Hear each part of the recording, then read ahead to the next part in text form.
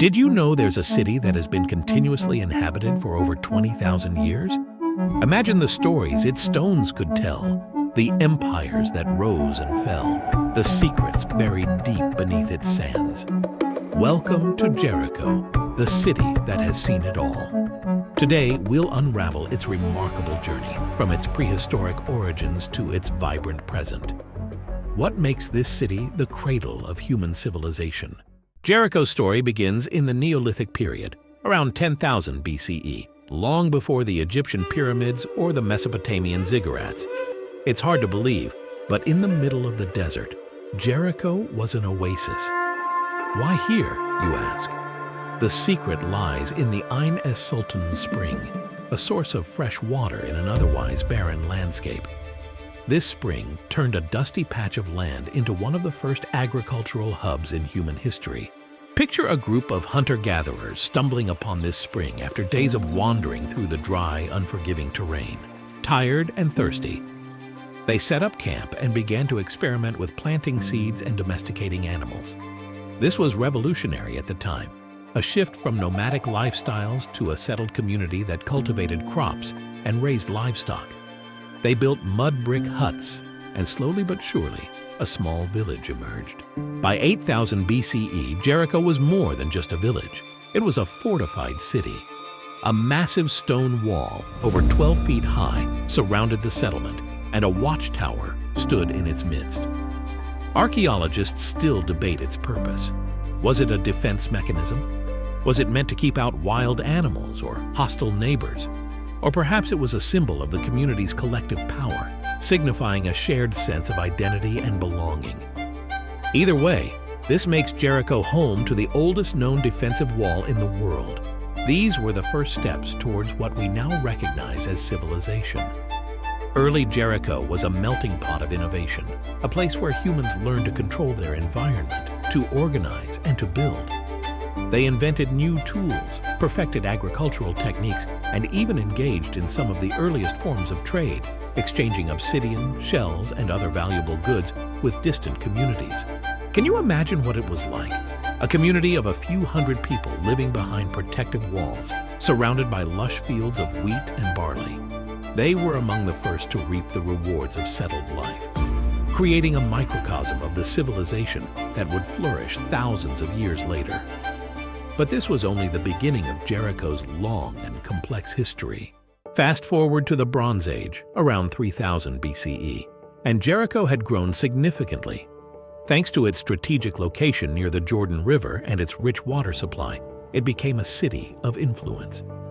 Jericho sat at the crossroads of major trade routes connecting Mesopotamia, Egypt, and Anatolia. It wasn't just a stopover, it was a gateway to the riches of the ancient world.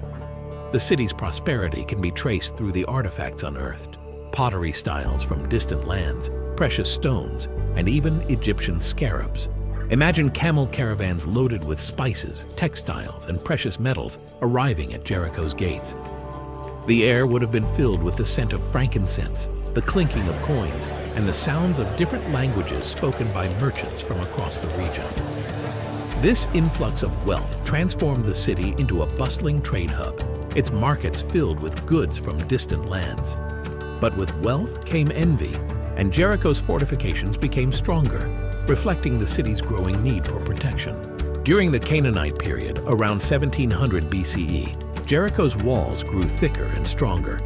Built with mud bricks atop the earlier stone foundation, the Canaanites weren't just protecting their homes, they were safeguarding the region's most prized oasis.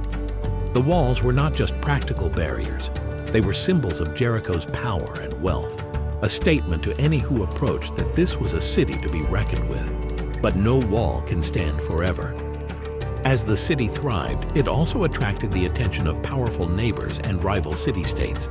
And so, Jericho's story became one of conflict and conquest, with its walls being torn down and rebuilt time and again as the city changed hands. The city's fate was intertwined with that of its neighbors. It stood at the center of the power struggles that defined the ancient Near East. For centuries, Jericho was besieged, conquered, and abandoned, only to rise again. Through it all, the city endured, a resilient survivor in a world where empires crumbled into dust. And then we come to perhaps the most famous chapter in Jericho's story, the biblical fall of Jericho. According to the book of Joshua, the Israelites, led by Joshua, crossed the Jordan River and laid siege to the city. They marched around the walls for 7 days, carrying the Ark of the Covenant. On the 7th day, they blew their trumpets, and with a great shout, the walls came tumbling down. The Israelites stormed the city, and Jericho was burned to the ground. But did it really happen? Archaeologists have uncovered evidence of a wall that collapsed around 1400 BCE, which could align with the biblical narrative.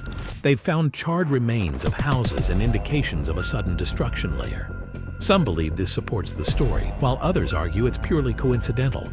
After all, Jericho had been destroyed and rebuilt so many times. How can we know for sure? Regardless of what caused the fall, the city's fate was sealed. For centuries, Jericho lay in ruins, abandoned by its inhabitants. It became a ghost town, its mighty walls reduced to rubble, its markets silent. Yet even in this desolation, the memory of Jericho lived on, a symbol of both human ambition and divine intervention. When the region came under Roman control in the 1st century BCE, Jericho was revived and transformed once more, this time by none other than King Herod the Great. Herod wasn't just a king. He was a master builder, known for his grand architectural projects that left their mark all across the Holy Land. Jericho, however, was special to him. Herod built magnificent palaces here, turning the city into his winter retreat, a luxurious escape from the pressures of ruling Judea. Imagine Jericho at this time, a jewel of the desert, with its white marble courtyards, lush gardens, and towering columns. Herod's palace was a marvel of engineering, complete with heated baths and sprawling grounds filled with exotic plants and trees. Water was channeled from the nearby springs through an intricate system of aqueducts, creating fountains and pools that shimmered under the blazing sun. It was an oasis of luxury, a place where the powerful came to relax and indulge. Herod's Jericho wasn't just a show of wealth, it was a statement of power. He wanted to demonstrate that even in the harshest environment, he could build a paradise, a testament to his influence and control. But the opulence of Jericho also hid darker secrets. Herod was known for his paranoia and cruelty, and Jericho's palaces became the setting for some of his most notorious deeds. It was here, according to ancient historians, that he ordered the execution of his own sons, fearing they were plotting against him. Yet, despite the bloodshed, Herod's death marked the end of Jericho's golden age. With the fall of his dynasty, the city's fortunes waned. It came under direct Roman rule and later passed to the Byzantine Empire, but it never again reached the heights of Herod's reign. By the 4th century, Jericho had become a Christian pilgrimage site, with churches and monasteries dotting its hills. Pilgrims from across the Roman world would travel here, believing that the very stones of Jericho held sacred meaning. But this era, too, was fleeting. In the 7th century, Muslim armies swept through the region, and Jericho found itself part of the Islamic Caliphate. After centuries of conflict and conquest, Jericho slipped into relative obscurity. During the Islamic and Ottoman periods, it was little more than a small village, a shadow of its ancient self. But it remained inhabited, its people eking out a living in the shadow of its once great walls. They farmed the fertile land, tended date palms, and drew water from the spring that had sustained the city since the dawn of time. Throughout the centuries, Jericho's story was one of quiet endurance. It watched silently as empires rose and fell around it. The Umayyads, the Crusaders, the Mamluks, and the Ottomans. Each left their mark, but none could erase the deep-rooted history that lay buried beneath the soil. Then, in the 19th and 20th centuries, the world rediscovered Jericho. Archaeologists from around the globe flocked to the city, eager to peel back the layers of time and uncover its secrets. With every excavation, new chapters of Jericho's history were revealed, from prehistoric hunter-gatherers to the mighty Canaanite kings and the grandeur of Herod's reign. Today, Jericho is more than just an archaeological treasure. It's a living, breathing city, bustling with life. It's a place where ancient history and modernity coexist, where people go about their daily lives amidst ruins that date back thousands of years. In the 21st century, Jericho is a blend of the ancient and the modern. Walk through its streets, and you'll find farmers selling produce from fields that have been cultivated for millennia. The spring that sustained the earliest settlers still flows, providing water to orchards of oranges, pomegranates, and bananas. The ruins of past civilizations stand side by side with new buildings, reminding everyone that this is a place where the past and present are intertwined. But Jericho isn't just about history, it's about resilience. Throughout its long and tumultuous history, Jericho has been besieged, destroyed, and abandoned only to rise again. It has survived countless wars, political upheavals, and natural disasters. Yet through it all, it has remained a thriving community, a testament to human endurance and the unbroken thread of time that connects us all. So, the next time you think of Jericho, remember, it's not just about the ancient walls that fell, but the spirit that never did. It's about a city that has weathered the storms of history and emerged stronger every time. Jericho is more than a place. It's a symbol of survival, a living legend. Thank you for joining us on this incredible journey through 20,000 years of history. If you enjoyed this deep dive into the story of Jericho, don't forget to like, comment, and subscribe.